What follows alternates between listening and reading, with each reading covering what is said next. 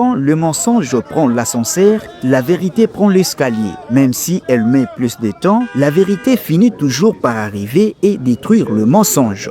Cet adage peut servir de base pour contrecarrer les élucubrations et mensonges du président rwandais Paul Kagame mis à nu à ces jours après l'audience que l'honorable secrétaire général et président intérimaire Augustin Kabuya Chilumba a accordé ce mardi 4 mars 2025 dans son bureau de travail au siège national du parti présidentiel à Limité en Jemeru à une délégation de la communauté Banyamulenge. Conduite par l'honorable Enoch Sebineza, cette délégation était composée notamment de l'honorable Rukema Makambura Levi et de messieurs Moutouare Bignonio Tade et Mouiboule Cédric.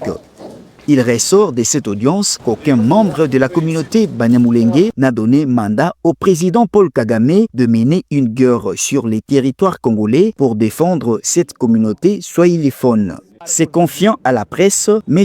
Moutouare Bignonio Tade, au cadre au FPI et porte-parole des circonstances, a circonscrit les contextes de leur rencontre avec le secrétaire général Augustin Kabuya avant d'aborder la question sécuritaire dans la partie est du pays. Nous sommes venus voir le secrétaire général du parti l'UDPS.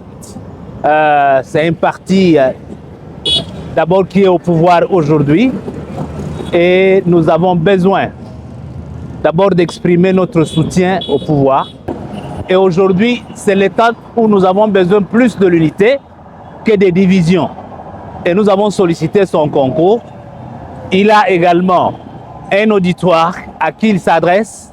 Il a les autorités qui, au sommet de l'État, où nous avons le chef de l'État à qui nous exprimons notre soutien parce qu'il a toujours dit que les Banyamulenge sont de Congolais et nous voudrions également que ça se répercute dans tous les services, dans toutes les couches sociales, que ça soit entendu. Concernant la guerre de l'Est, Moutouare Bignonio Tade affirme que les Banyamulenge sont engagés dans la défense de la patrie contre l'agresseur rwandais Paul Kagame. Nous lui avons dit avec des preuves à l'appui, nos militaires sont en train de tomber au front.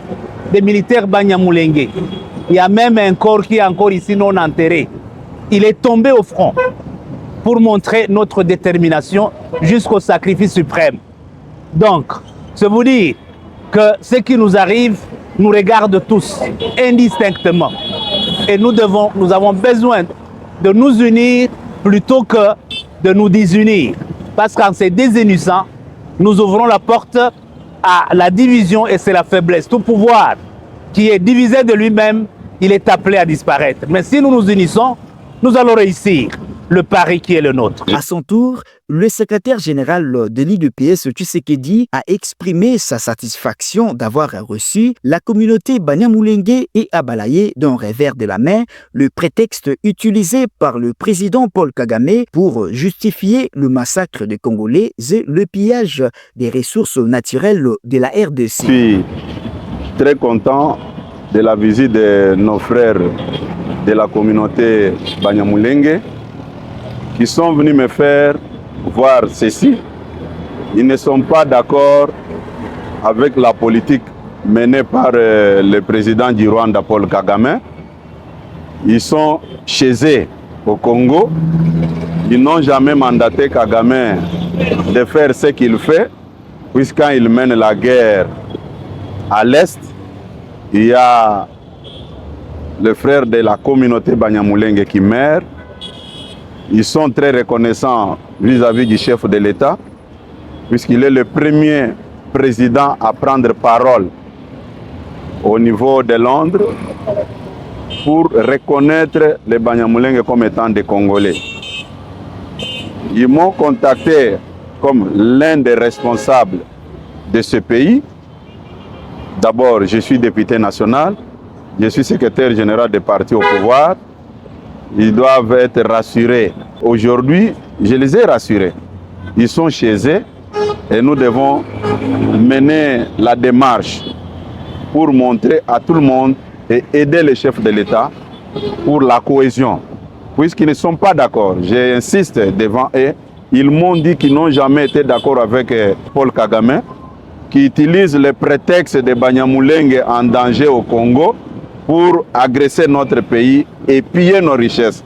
Ils m'ont dit clairement que ne donnons pas l'argument à l'agresseur. Et c'est très important. Et je les ai promis aussi que nous allons travailler à notre niveau.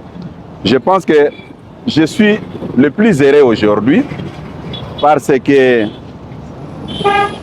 j'ai accepté de me présenter avec la délégation Banyamulenge devant la presse pour contredire le président rwandais que les Banyamulenge ne subissent pas de discrimination dans le régime Tshisekedi. Ici, c'est le parti politique IDPS, parti au pouvoir. Je les ai reçus ici dans mon bureau. Je suis avec eux. Ce sont nos frères, comme le chef de l'État l'avait dit. Et moi, je le répète encore, que ce sont nos frères congolais. Il faut les laisser tranquillement. Ne tombons pas dans le piège de l'ennemi pour qu'ils puissent continuer à tuer nos frères et sœurs dans l'est de la République démocratique du Congo. Je pense que Dieu est juste. Dieu a touché le cœur de nos frères Banyamulenge pour venir me voir. Ce sont des vrais Banyamulenge qui travaillent ici. Kagame a d'autres intentions pour piller notre pays, pour piller nos richesses, sous prétexte que non, je fais ça pour défendre les Banyamulenge. Les Banyamulenge sont ici, des vrais Banyamulenge. Mais lui avait présenté des faux FDLR, des prisonniers retirés pour montrer à la face du monde, parce que j'avais dit, depuis qu'il occupe Goma et Bukavu, il n'a pas présenté des FDLR. Par manque d'arguments, il est allé sortir des prisonniers, il les a habillés, comme on dit, il n'y a pas un crime parfait, il les a amenés. Comment expliquer un militaire qui vit au front peut avoir des tenues tout neuves? À dire vrai, la communauté Banyamulenge est sortie satisfaite et rassurée après leur rencontre avec l'honorable secrétaire général et président intérimaire de l'IDPS Tshisekedi, Augustin Kabuya Tshilomba, assisté pour la circonstance par l'honorable Adel Bazizani Maeshe, élu de l'IDPS Tshisekedi au Nord Kivu.